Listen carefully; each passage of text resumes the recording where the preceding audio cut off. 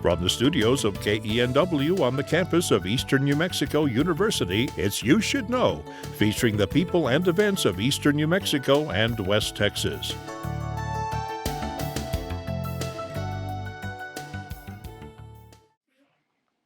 Thank you for joining us on You Should Know. I'm your host, Evelyn Ledbetter, and my guest today is someone that I have the pleasure of actually working with, Tim Gutierrez. And Tim, nice to have you here. Evelyn, what a pleasure to be here. It's always an honor to get to speak to the great people in our viewing area here on Channel 3. For sure. And you actually have quite a bit of history. This isn't your first rodeo at KENW. It isn't. I've been here almost a year and a half. I'm the news director over at on the FM side, Right. at KENW FM. Actually graduated from here in '92 and in communications, and made the rounds mostly through Texas, through 6 different markets through Texas. Then for a while in Albuquerque, I was at Channel 7 at KOAT. And close to here, I started off at KVII, Channel 7 in Amarillo. So straight out of college, I went there, went to El Paso, went to San Antonio, came to Albuquerque, then went to Laredo, and then went to Brownsville, made my way back to El Paso, and then we go all the way around, all the way back to Portales. Well, welcome home. Well, thank you. I appreciate it. I'm thrilled, and I know Mr. Ryan was always so happy when he heard that you were willing to come back and be the FM director and work with the students on News 3 New Mexico and be back part of the station. So, Well, it's cool to be back. and you actually got to work with Mr. Ryan for a lot of years as a student. Yeah, as a student, 4 years. So he was always a pleasure to be around. And of course, about a year while I was back before his passing, and all of us still sad over that. Right. Yeah. I think we still feel him. He still comes on the airways. Yeah. And we still have him on FM. So. Yeah, he's still here in spirit. He's still here. Most definitely. He is. I'm originally from Las Vegas, New Mexico, so not too far from here, about roughly 3.5 hours. And really have enjoyed myself, especially being back in my home state of New Mexico. Grew up here, so most of my life was here. Most of my professional life was not. It was in Texas. But I had an interesting time, kind of like you, because I actually grew up around a ranch. In fact, 2 ranches. Right. A ranch just to the north of Las Vegas, Trujillo, New Mexico, and then one a little bit east from there in Garita, New Mexico. So both my grandparents were ranchers, and my parents are both from ranching families, and then they went into education, and the rest is history. Oh, so lots of years. So basically, I know you said you were the helicopter rider at one point in Albuquerque. I got to be the chopper reporter, and we had a photographer, and then we had a pilot, of course, and that was pretty cool because we'd go all over the state in the chopper, obviously covering stories. And do you have any, like, your favorite place that you worked, or your job, or what you really felt you excelled at? San Antonio was probably the most fun. That's a fun city to be in, no matter who you are. So much great entertainment, so much great food going on there. Over there, it's Tex-Mex, of course. And I also was the investigative reporter there. So I came out of El Paso, was able to make a good enough reel, as they call it, a tape, to send out that I was the investigative reporter there in San Antonio for 3 years. So that was a great experience. Fairly new to the investigative world, even though I had kind of done it. And so, it was very different you could work on a story for up to 3 months. Oh. Of course, other stuff was coming up in the meanwhile, but it was kind of long term. A lot of the stuff that I worked on was environmental, undercovering, covering stories that had to do with the environment and violations of the environment, essentially. Okay. So that was pretty cool. Well, and I know you've shared a couple of stories of when you were a student here that you pushed pretty hard to get the story, if it even meant going through a backyard and climbing over fences. Exactly. So I was always kind of trying to get that extra scoop on people, even though I was just a student. I remember kind of a sad story in Clovis where 2 kids had actually gone into the trunk of a car. They locked themselves in. Their parents couldn't find them for days. So it became a crime scene, and they had all the stations. In fact, CNN was covering it here in New Mexico, and they had them kind of about 2 miles away at the, that's the furthest they could, the closest they could go to the scene. And so myself and my photographer decided to kind of go the back way, jump on some roofs, and we got right above where the action was going on. So it was kind of cool. And Mr. Ryan, what did he say about that? No, there was no He was good. there was no violations, but Okay. it was just and it ended up that a lot of that video got used on CNN and everywhere NBC. else. So it was kind of cool. It was Well, very cool. nice. I also got to cover 3 presidents and 2 Mexican presidents and many stars out there. I covered the Oklahoma City bombing. I was on the ground for that. It was kind of interesting because out of San Antonio, the local affiliates would come in from different parts, but they didn't know the city. They were lost most of it. So they had to rely on the locals affiliates to help them out. So getting an original story was not very common. Sure. So, but one day, my photographer and I were near the mural building where the bombing happened, and we saw this little old man that he had his hands on his face, and we were like, "What's going on? Let's go talk to him." So we went over there and we started talking to him, and we asked him what's going on. He says, "Well," he says, "I'm one of the rescuers, and I shouldn't say anything, but they said we can hear survivors." Oh my, Tim. But the FBI said, never mind the survivors. We need to, there was, it was a federal building. We need to save all these files and all these different things. So it's quite a story that went national. So one of the stories, that I talk about a little bit when I talk to people. Another one was, there was this little gal by the name of Tierra Rael in Albuquerque. Still talk to her to today. She was 14 and got cancer. And you've just followed through? No, and the insurance wouldn't pay for it. So through our reporting, our storytelling, there were several people that came forward, including a multimillionaire, and they paid for her treatment in New York City. So they flew her to New York City and so forth. So she survived that cancer. It was an experimental thing, so the insurance wasn't covering it. So she's still alive today. I think she's 32. I'm kind of dating myself here. 33. No, she turned 33.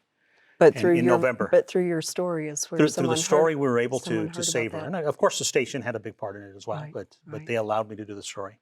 But that was probably the most memorable story I've ever had as part of the media. And things have changed so much from the days then versus how they are now with internet and how you can transfer files and Exactly. Yeah. I know when you were part of Sports Look here, you talked about it. There was how many vehicles? Like 12 vehicles. We had 9 vehicles. And they went from Hobbs, they went to Jell, Lovington, Clovis, of course, Texaco, all over the place. And we'd cover all those stories, and then the crews would come in, they start editing, and it would play on Saturday night, a full 1 hour of Sports Look. Yeah, with all the highlights. Who was actually the host then? Doc Elder is now. No, I'd have to go back. There was several hosts. I was a host at one point also. They'd kind of rotate with the students and some of the staff. But you didn't get those file sharing like you do today of the shots and things. So you had to go live and get a few photos and hustle. It was videotape basically.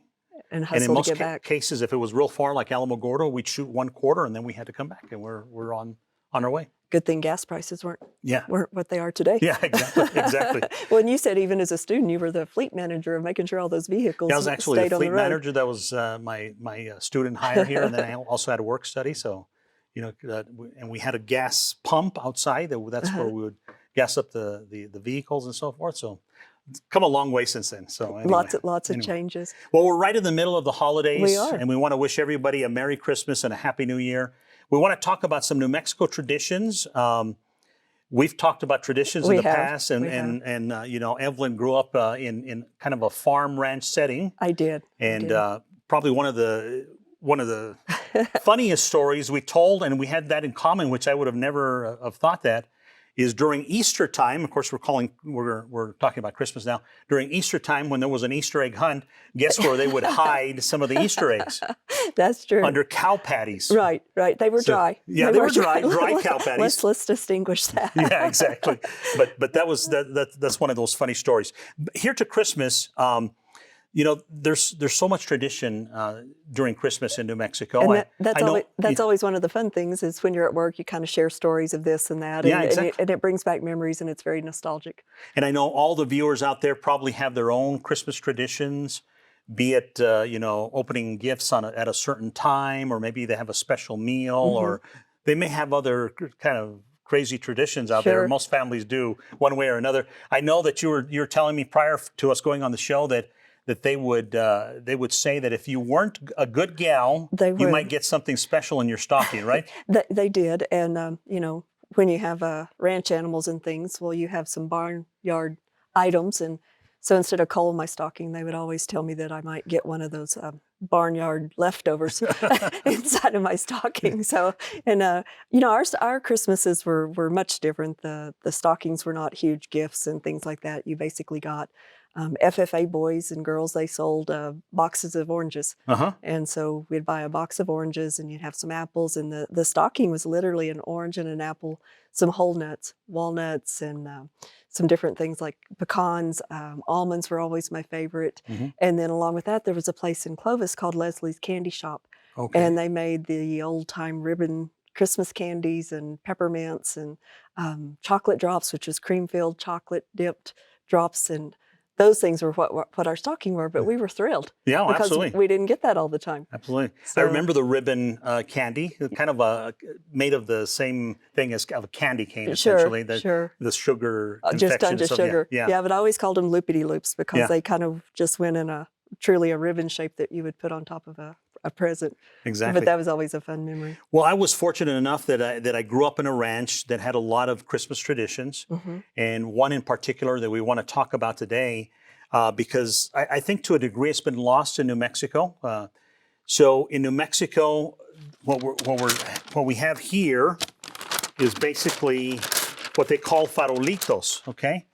And basically, you know, you can buy these at Walmart now, and they're already pre-strung, and they're plastic and so forth. But in a lot of places, you can see them in Santa Fe. They're beautiful. In Albuquerque, on the plaza, all over New Mexico, you'll see a long string of farolitos. Many of them are made of these bags, store bags essentially, and inside the bag. See, I had never heard them called farolitos. It was always luminarias. Yeah. Luminarias. So they put, you know, we have some sand here, of course. They put sand in there for a couple reasons. To hold down the bag, of course, but also so you could wedge the candle in there. So they'd put in the sand, of course, and then they'd get their candle, different sizes of candle, and you know they'd put it inside, and then they'd light it, and you know it'd be all around. Yeah, you'd have that beautiful glow at night anyway. But and that work of going out at night after night, were they generally just Christmas Eve, or did they light them? No, generally Christmas Eve when this all started. The tradition, yeah. Okay. And that's the reason you'd have to go out and light, you know, 50, 100 candles? It was with pretty the wind, crazy. With the wind in with Mexico, the wind, yeah. and not burn the bag down. And not burn the bag down, yeah, exactly. Well, and I think they have a really huge display at Chimayo. And Chimayo is so beautiful, oh my goodness. And then I had read that Lincoln, New Mexico, does the same thing. They line the way through Lincoln. Yeah, so, I was hearing that also. I'd like to go see that sometime. So just some beautiful things, and just that's always one of my favorite sites is to see the different pictures and photos and videos of that. Exactly. Well, as you were saying, you heard these were luminarias, right? Right. Luminarias means to illuminate, to brighten up, to shed light on, luminaria. Actually, in the old days, these were not luminarias. These were farolitos. It was clear that these were farolitos. So what luminarias were actually, back in the old days, and then I got to see this between the age of maybe 6 and 8. Okay. My grandfather was still around. My grandmother was still around. And during the ranch times there in Trujillo, there was 5 families that would come together, and they would make the luminaria. And essentially it was wood. It was actually ocote. Ocote is pitch wood.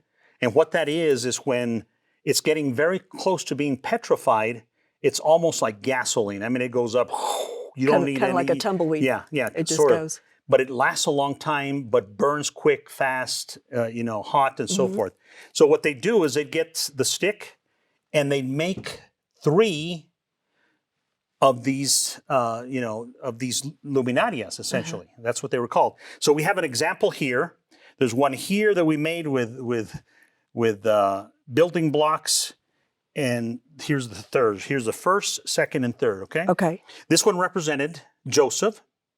This one represented Mary. And this one represented the baby Jesus.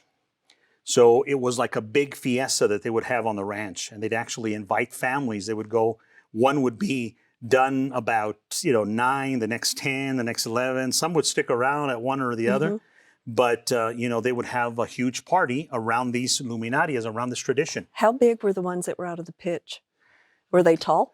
They were pretty tall. They were roughly. So Joseph I'd say would Joseph be... was probably 4 feet. Mary was 3, and then the baby Jesus maybe 2 feet. Okay. So good So they size. were pretty good little tower. Good size, yeah. So they'd make the tower. Everybody would get together. They'd have adult beverages, some coffee. Of course, they'd have traditional New Mexican food like tamales. Okay. So everybody would get to eat tamales. And something that's different, maybe they do it here, but a lot of them were not only pork red tamales, but there was also bean tamales. I've never heard of that. Because on the ranch, almost everything had beans. Bean pie, you had to have beans at every, refried beans and so forth. And then, of course, Now, can we come back to those just for a minute? Yes. So not everybody may be familiar with these. Okay. So this is a corn husk, right? Yeah, corn husk. And inside, there's what you use out of corn. Masa, they call it masa. And so you open it up, and then there's your tamale. So this is the masa, and it's usually spread on the corn husk. right? It's kind of you spread it like that, and then you put any type of meat. Some people put like fruit, but the traditional one is right here. It's usually pork, and it's usually red chili from New Mexico. Well, it doesn't have to be New Mexico, but in this case, yes. I worked with a lady that we got together and made those, and they are a lot of work. They're a lot of work. Oh, absolutely. But when they put those, and it's like what we used was we cooked down a pork roast and cooked it, and then we shredded it, and we took the red chili pods and we boiled them and pureed them. We took off the stems and shook out most of the seeds, washed them, boiled them, pureed them, and then mixed that in, put the seasonings and mixed it in with the meat. Yeah. And then put that in, laid some masa. Yeah. And then the meat, and then rolled them, right? Yeah, a lot of times you'd have a line of family members and friends that there'd be 14 people in line. They're all spreading and going forward, and other people are in the kitchen. They're making the meat. They're making the masa and so forth. So I think most people in New Mexico know what these are, but there's probably some in the audience that don't. We go into Texas and so forth, so it's hard to say, but it is a great tradition. And I know for people that aren't from here, I've had people not know that you take the corn husk off before you eat that. Yeah. And they take a big bite and they say, "This is horrible. Why do you like these? You can't even chew this." Yeah, exactly. So of course we had pozole, and we had bizcochitos, which were the big thing, of course, mostly with the kids and so forth. It was the one time that on the ranch they would typically buy, Coke, some kind of a pop. Right. And the kids would get to drink pop. Most of the time it was just water, believe it or not. But, sure. Sure. A soda pop came from a machine every once in a while when we had a flat tire. You might get a soda at the tire shop. Exactly. So bizcochitos, one of the favorites. There were several others. So these were one of the favorites during that time. And I think there's an ingredient that's used in that's a little tough to get, isn't it? In Spanish, it's anise. I'm not sure what that is in English. It may be the same thing. I've never heard it called anything else, but sometimes it's really hard to get and fairly expensive. Yeah, exactly. But that's what gives it a little bit of the flavor. Because basically they're shortening in flour and your seasonings, right? And the anise. Yeah, exactly. The anise is what gives it that special taste. And rolled and cut out, and then dusted in cinnamon sugar. Yeah. And a lot of times you'll see those in the shape of gingerbread or Santa or whatever, and they'll kind of do it that way. I know I've seen in New Mexico places that sell them, and they'll actually put a stamp on the top that might be the New Mexico Zia. Exactly. And some things that make it more traditional, which I've also seen the hamburgers done like that too, where they take a little branding iron and put that on the top. Yeah. Pretty cool. But that's fun. So that was a big tradition, and people would go from ranch to ranch. Usually there was 5 when I was there. I'm sure there was many more before that, but they'd go from ranch to ranch and kind of celebrate. And some would stay back at one ranch if it was more happening, if there was more adult beverages, perhaps. A little more holiday cheer going on. There'd be music going on, and typically back in those days, it would have to come from the car radio. Or in some cases, I know at least one ranch, they'd bring in some musicians. So that was kind of cool. We actually have someone here at the station, Erica, that works with this, that's part of a mariachi band. A mariachi, yeah. And they stay pretty busy this time of the year. It's and do it's a that. time to be busy, right? Yeah, Yeah, yeah. exactly. So anyway, back to this. So they would make these luminarias, and they would stack the wood, the Mhm. pitch wood, as I was saying, and they'd put the three luminarias, again, Joseph, Mary, and the baby Jesus. They would kind of have a party around it, and as they approached midnight, Right, Christmas Eve, right. they would actually light these. And if you lit something like this, it might last you a couple hours, maybe if you're lucky. These would last about 4 hours because the Wow. pitch wood is so hard and burns so bright and so forth. So as as some of the adults started to have a few too many, Uh-huh. they would start jumping over these when Oh, on fire. oh. So there was always some scorched jeans, some boots. I even saw a couple times when there was a fire going on somebody's shirt and so Oh, forth. They had no. to Oh, no. roll them in the dirt. Oh, no. And that was just part of the tradition. I don't know why. I'm not sure. Just part And of the fun. and then as they started to burn down a little bit, then the kids would get in on the action too and try to jump it. But you're the tallest one is about 4 feet. So That's you're pretty talking, good. yeah. So They probably waited. As you said, they burned down and got a little yeah, they shorter. burned down a little Hopefully. bit. Yeah. So that was an awesome tradition back there. But it's strange that some of these traditions have gone away. Again, these were luminarias back then, and now a lot of people think that these are luminarias. I guess it can be, of course, since there's The not too many tradition. places that do this anymore. Well, this is really cool. I had never heard of the tradition that went behind how the luminarias came, or the favelitos came about. Yeah. So that's really cool. And you said your granddad would collect that wood all year long. Yeah. So ocote or pitch wood is difficult to find. It's not that easy to find anyway. So as he'd be out all year round, he'd find a stump or a stick or whatever it might be of ocote, and he would definitely put it in the back. He had a little Willie's Jeep, and he'd put it back there, and then he'd save it until Christmas would come along. I guess if there was enough, he'd burn some, but he would stick around out there. So That's fun. pretty interesting. So Now, did you have stockings? we had stockings. And what were in yours? Not barnyard leftovers? No, not most of the time. No, it was candy, and Candies. sometimes I still have it. I had a little car, not a Hot Wheel. Back then they were kind of made of metal. They were almost like the ones you would see in World War I, World War II. You may have seen those, yeah. Almost like little lead Jeeps and different things like that. And you could run over those with a car and you're fine. They're not going to. They're fine. Yeah. So you get something like that. I remember one Christmas I got a BB gun, and then the next I got a 22, I think, a small 22 for a kid. Sure. There was, my grandfather was into hunting on the ranch as well. Now, something else you had talked about, piñons. Is that Piñons. something that was big during Christmas? Not during Christmas per se, and piñon really only grows certain times of the year, and it grows in certain places certain times of the year in New Mexico, which is strange. And they're from what? Is it a juniper tree? It's almost like a pine nut. It's from the piñon tree, which is like a pine tree. Okay. And so let's say over in Silver City, they'd be growing one year. They wouldn't be growing here. And then the next year, maybe they're in northern New Mexico somewhere, maybe up in Gallup area. Maybe it kind of goes in. Maybe depending on the drought and the heat or whatever exactly. happened in those depending on the growing areas. weather, the rainfall, a lot of things. Sure. Sometimes there's bumper crops, and those piñons are about that size, or the size of almost a quarter, if you can believe it. Wow. Some of them are really big, which are considered a dime, and then sometimes you get some real small ones. And did you eat them raw, or did you roast them, or what did you do? You roast them, basically.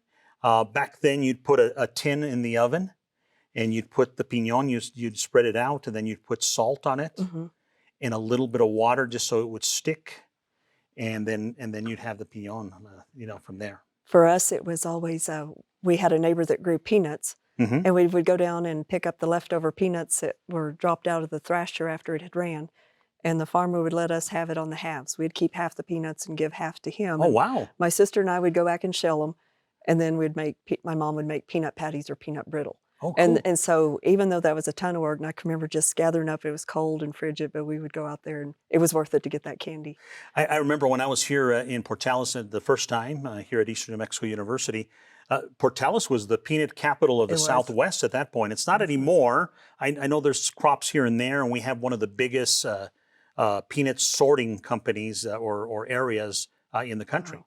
Well, Tim, this has been fun. We're out of time, but so much. Thank you for sharing traditions, and our viewers get to know you a little bit more is all. Well, thank you. I appreciate it, Evelyn, Thank you. and Merry Christmas again, and a Happy New Year to everyone. Thank you. And to all of you out there, thank you for watching, and we will see you next time on You Should Know. Cheers.